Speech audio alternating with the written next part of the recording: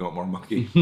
It feels like the minute you own a monkey, it's just a curse. Michael Jackson, Justin Bieber, I feel so sorry for that monkey. Actually, I don't feel sorry. I feel so happy for that monkey that it was rescued.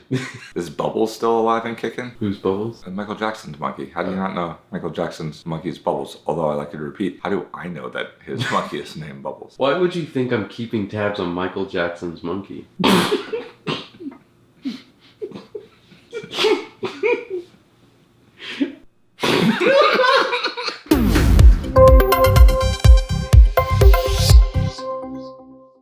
Hello, adventure. So you know what? There is 188 billion emails that are sent every day. That's like millions every second. And sometimes I feel like those all end up in my inbox.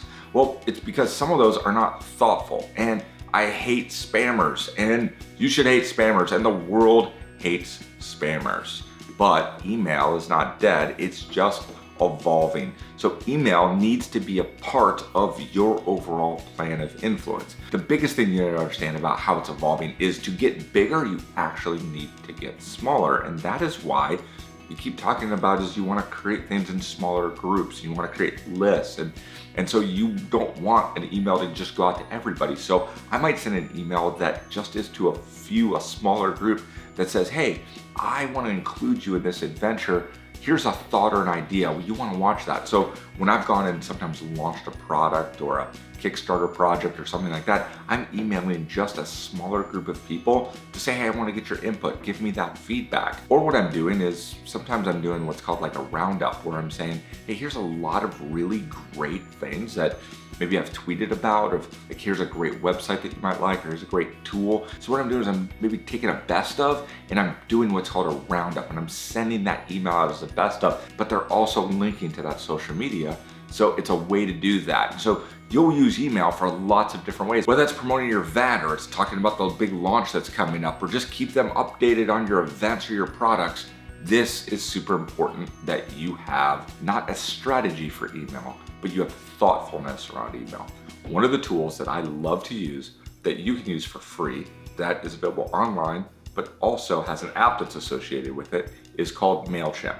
So let me introduce you to my friend, MailChimp. Ooh, yeah. Okay, so I'm logged into my MailChimp account, and there's a couple of sections that I want to be able to show you as part of this. The first one though is you are going to need to create a list. So if you haven't gone over to that, go to lists, but I'm just going to create list. What it's asking me is, do I want to create a list or I want to subdivide it into groups? So for this, you need to create your first list. What it's asking you about the groups is that, let's say you want to say, well, I want to create a list and this might be part of like a leadership team. You think, oh, I need to create a list for the leadership team and I need to create a list for everybody else that we serve. Well, what you actually can do is create one list and then create a subgroup for just those leaders. But I'm just going to create a list. You're going to create, if I'm going to call this adventure list, okay, that's just for me. Default email, default from the name. So remind them how they got onto that list, contact information, etc. What it also will do is it will tell you some of, do I want a daily update or as people subscribe. This is where I can have then these lists. Now inside of the list, there's ways to kind of grow that list. Let's say I created my list. I have one here like for John Eric Thanks. And in here, I can go to import. And so if I want, this is where you have some kind of cool integrations here. If I want to, I can just import from a CSV or a text file. Or let's say that I was doing an event and I have that from an Excel document or like a Google Doc. I want to import from my Google contacts. There's all these kind of cool integrations, even Mac contacts, that you can import into your list right from there. But what if I want to just have a sign up form? And what's really great about a sign up form is, let's say I'm at an event, I can actually create a tablet and have that on an iPad and they can do that right from there. Or for example, I can just go and actually make a form. So in here, we can decide, do you want to let them pick from HTML or plain text? But I can also, like, let's say I want to have a QR code built right in. I want to be able to have that go out as a tweet, or I want to create it as a Facebook post. And then, maybe I want to add a field to that. So I'm going to add that I want to know what their birthday is. Maybe that's important to me. Adding those fields are pretty cool to be able to do that. in here. I want zip code, whatever things that I want into that.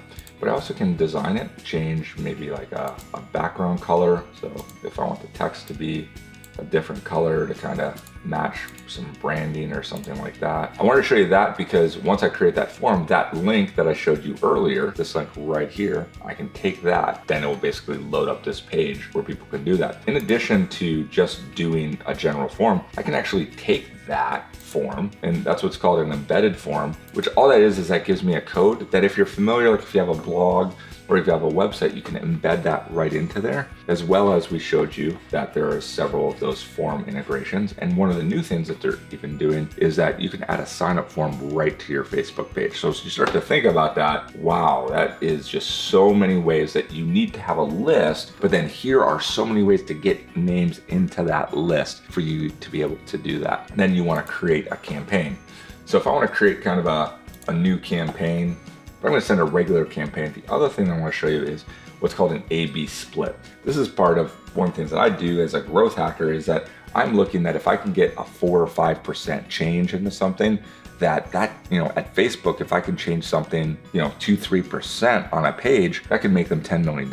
What you're wanting to do is look at just some little tweaks. So what an A/B split does is, let's say I had 1,000 people in my email list, that I could send an email with one subject heading to 100 and then change the heading slightly with the subject line to a different 100. And then it's gonna measure which one gets opened more. And then the winner, kind of whichever one's the best, will get sent to that 800.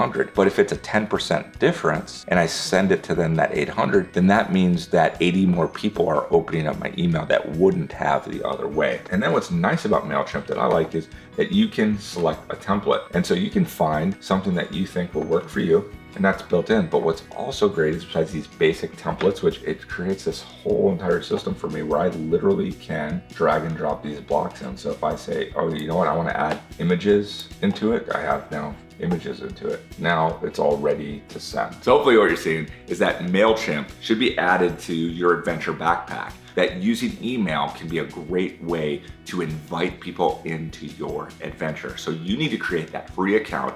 And most importantly, nobody wants a spammer. There are no spammers on any adventure. They should all be in social media, not timeout. They should be in social media dungeon, prison, but that even seems nicer. Spammer dungeon. And your adventure begins right now.